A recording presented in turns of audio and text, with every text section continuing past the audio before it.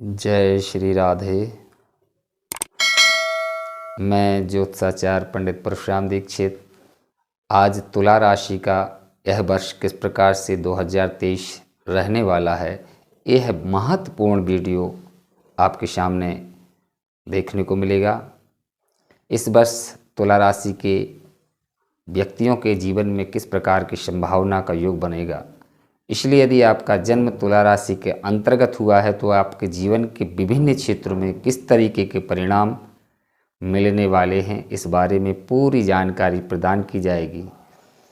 आपका स्वास्थ्य कैसा रहने वाला है, क्या परेशानी होगी स्वास्थ्य के दृष्टिकोण से, अथवा विद्यार्थियों के शिक्षा के बारे में जानकारी प्रदान की जाएगी।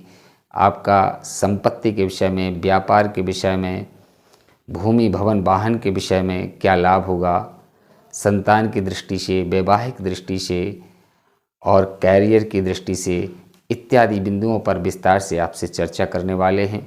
आप हमारे साथ बने रहें और इसी से आपकी सारी योजनाएं क्या सफल होने वाली हैं विस्तार से बतलाने वाले हैं। सर्वप्रथम वर्ष के प्रारंभ में शनि ठीक नहीं है, शनि की ढैया चल रही है, लेकिन 17 जनवरी को जैसे ही राशि परिवर्तन करेंगे पंचम भाव में शनि ग्रह पहुंच जाएंगे और 2022 की अपेक्षा यह वर्ष आप 2023 जो है बहुत अच्छा जाने वाला है। गुरु वर्ष के शुरू में छठे भाव में रहने वाले हैं, मीन राशि के रहेंगे। यह समय आपके जीवन में थोड़ी परेशानी लेकर आ रहा होगा, लेकिन शारीरिक समस्याएं भी उत्पन्न कर सकता है। आपको सही निर्णय लेने की क्षमता में कुछ परेशानी महसूस होगी, लेकिन जैसे 22 अप्रैल को 2023 को गुरु आपके सप्तम भाव में प्रवेश करेंगे, यहाँ गुरु गोचर आपको जीवन में अनेक प्रकार की सफलता प्रदान करेगा। आप समाज में मान सम्मान प्रतिष्ठा की बढ़ोतरी होगी, व्यापार में उन्नति होगी, जीवन साथी से अनबन होने में भी आप कमी आएगी और आप अच्छे निर्णय लेकर अपने जीवन में उन्नति प्राप्त कर पाएंगे। जो कुछ गुरुजनों या पिता के समान लोगों से मतभेद चल रहे थे वह सब दूर होने वाले हैं। स्वास्थ्य की समस्याएं में कमी आएगी। गुरु राहु के साथ युति करेंगे और मई में गुरु चांडाल दोष का प्रभाव सप्तम भाव पर रहेगा, जो व्यापार और दाम्पत्य जीवन में थोड़ा तनाव ला सकता है। इसके बाद धीरे धीरे स्थितियां अनुकूल होती जाएंगी। 30 अक्टूबर 2023 को राहु एवं केतु का गोचर परिवर्तन हो रहा है। राहु मीन राशि में रहेगा छठे भाव में और यह गोचर आपके लिए बहुत अनुकूल रहने वाला है। इसी के साथ में आपको कोर्ट कचहरी के मामले में विजय आदि मिलेगी, अपने बिगड़े हुए काम बनेंगे, आपको शत्रुओं पर दमन होगा।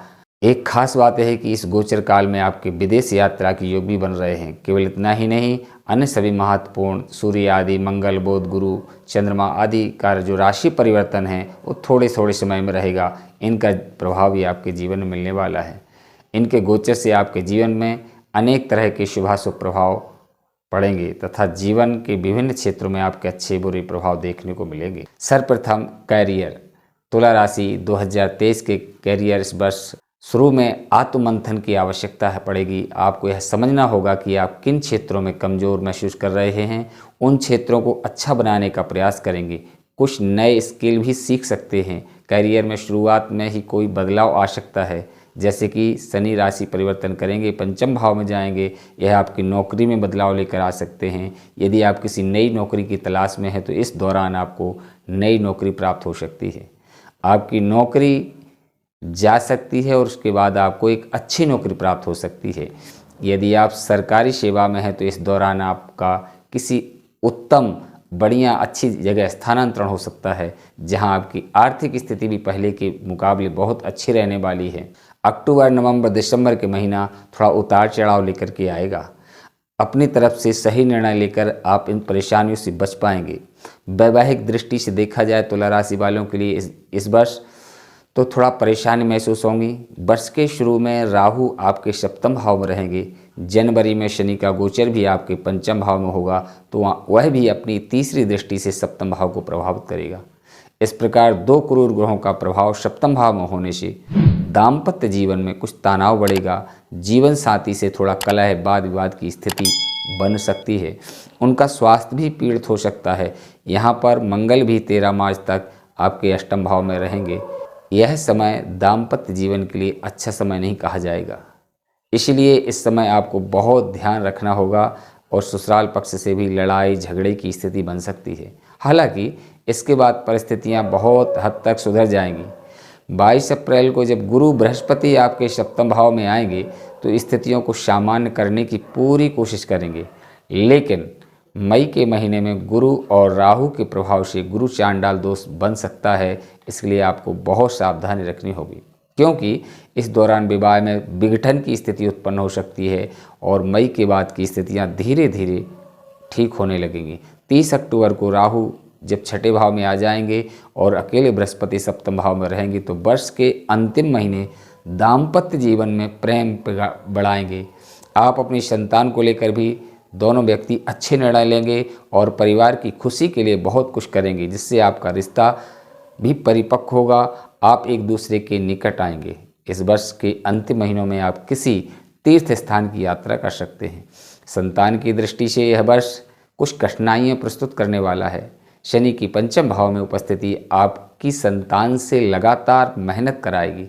उनके ऊपर पढ़ाई का, और यदि नौकरी कर रहे हैं तो बिजनेस इत्यादि कर रहे हैं तो उसमें ही बहुत परिश्रम करने की आवश्यकता है। लेकिन यही काम का प्रेशर व यही पढ़ाई प्रेशर अपने क्षेत्र में सफलता भी दिलाएगी, क्योंकि उनकी मेहनत उन पर मेहरबान होगी। वह एक अनुशासित और मजबूत व्यक्ति के स्वामी बनेंगे। आपकी संतान को वर्ष के शुरू में कुछ शारीरिक समस्याएं परेशानी कर सकती हैं, इसलिए उनका थोड़ा सा ध्यान रखें।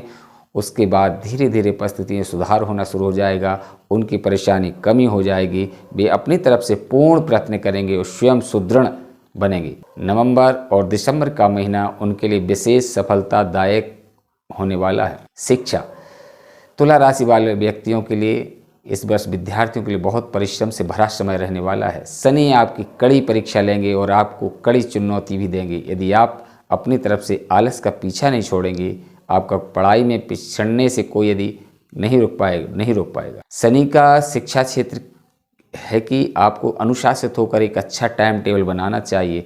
उसका पालन करते हुए अपनी पढ़ाई पर ध्यान रखें। आपकी एकाग्रता बार बार भंग होगी, क्योंकि आपका मन पढ़ाई में कम लगेगा, लेकिन आपको यही कोशिश करनी होगी। हालांकि वर्ष के मध्य अप्रैल की स्थितियां सुधरना शुरू हो जाएंगी और तब आपका मन धीरे धीरे पढ़ाई को ओर झुकने लगेगा। प्रतियोगिता परीक्षा की तैयारी यदि कर रहे हैं आप, तो विद्यार्थियों को इस वर्ष अच्छी सफलता मिल सकती है। अपनी ओर से पूरी कोशिश जारी रखें फरवरी से अप्रैल तक। उसके बाद अगस्त से अक्टूबर के बीच आपका अच्छी सफलता के योग बनेंगे। उच्च शिक्षा ग्रहण कर रहे विद्यार्थियों को अच्छे परिणाम प्राप्ति होगी, लेकिन जनवरी, फरवरी और अप्रैल के महीनों में थोड़ा सतर्क रहने की आवश्यकता है। इसके बाद नवंबर और दिसंबर के महीने भी कुछ कठिनाइयाँ प्रस्तुत कर सकते हैं, इसलिए अपनी पढ़ाई से विमुख ना हो और पूरा ध्यान बाहर जाकर पढ़ाई करने की इच्छा रखते हैं तो उसके लिए जुलाई से अक्टूबर के बीच का समय उत्तम रहेगा। इस दौरान किए गए प्रयास सफलता दिलाएंगे और आप बाहर जाकर पढ़ाई में कामयाब होंगे। व्यापार की दृष्टि से यह वर्ष मिश्रित होगा। वर्ष के शुरू में आपके सप्तम भाव में राहु का होना आपको उल्टी सीधी योजनाओं और शॉर्टकट के व्यापार को आगे बढ़ाने की प्रेरित करेगा। यदि आप इन स्थितियों पर ध्यान रखते हैं तो आप बड़ी भारी कठिनाइयों में घिर सकते हैं। किसी तरह की टैक्स चोरी या सरकारी नीतियों के विरुद्ध काम ना करें, नहीं तो आपको बहुत नुकसान हो जाएगा। बहुत सावधानी रखें। विशेष रूप से मई के महीने में आपका बहुत ध्यान देने की आवश्यकता होगी, नहीं तो व्यापार में हानि भी हो सकती है, बदनामी मिल सकती है। मई के बाद से भाग्य काफ़ी हद तक आपके पक्ष में करवट लेगा और आपका व्यापार तेज़ी से आगे बढ़ेगा। आप विदेशों से संपर्क कर सकते हैं। जुलाई अगस्त में लाभ मिलेगा। सितंबर अक्टूबर के बीच आप कुछ नवीन योजनाओं पर काम करेंगे जो व्यापार की गति से परिवर्तन करेगा। व्यापार के विस्तार को आगे बढ़ाने के लिए नवंबर दिसंबर के महीने आप अपनी काबिलियत दिखाने का पूरा मौका मिलेगा और उसी के दम पर आप अपने व्यापार में उत्तम स्थिति को लेकर आएंगे। समाज में आपका मान सम्मान भी बढ़ेगा। स्वास्थ्य की दृष्टि से देखें तो वर्ष के प्रारंभ में कुछ ठीक नहीं है। गुरु आपके छठे भाव में, मंगल वक्री होकर अष्टम भाव में स्थित रहेंगे। चौथे भाव में बैठे शनि अपनी तीसरी दृष्टि से आपके छठे भाव को देखेंगे और बीमारी में बढ़ोतरी कर सकते हैं। इस सतर्कता बरतनी होगी, अन्यथा आप किसी बड़ी चपेट में आ सकते हैं जो दीर्घकालीन बीमारी के रूप ले सकती है। यदि आप समस्या इस दौरान आपके सामने आती है तो आपको तुरंत डॉक्टर से चेकअप कराएं। नहीं तो समस्या बढ़ेगी। अप्रैल के महीने थोड़ी राहत मिलने की उम्मीद है। उसके बाद मई के जून बीच के फिर स्वास्थ्य के लिए बिगाड़ सकता है। आपको ध्यान देना होगा। अगस्त के बाद धीरे धीरे स्वास्थ्य में सुधार होगा और आप अपने स्वास्थ्य के प्रति अधिक चिंतित हो जाएंगे। इस समय स्वास्थ्य का उत्तम रखने के लिए हर संभव प्रयास करें। दैनिक दिनचर्या का विशेष रूप से पालन करते रहें। 12 महीना का थोड़ा थोड़ा फल।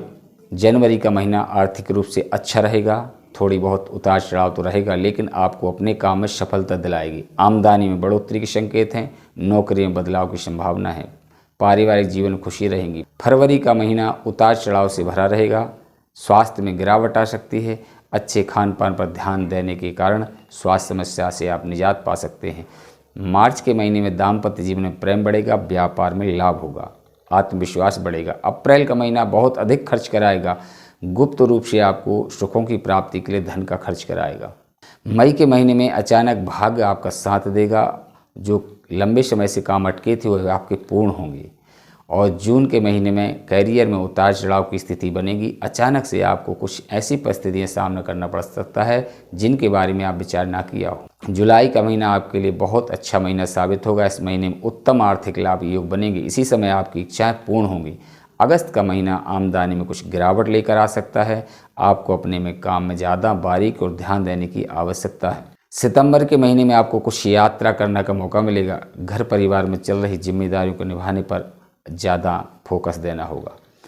अक्टूबर का महीना फिर एक बार आपके चेहरे पर मुस्कुराहट लौटाने वाला साबित होगा। आपकी आमदनी में वृद्धि करेगा। नवंबर के महीने में यदि आप कुछ खर्चों का नियंत्रण नहीं रख पाते हैं तो आर्थिक स्थिति गड़बड़ा सकती है और अधिक खर्च होगा, जिससे आप चिंतित होंगे। दिसंबर का महीना आपके लिए एक अच्छा महीना साबित होगा। इस दौरान आपके स्वास्थ्य में सुधार होगा। रुके काम पूर्ण होंगे।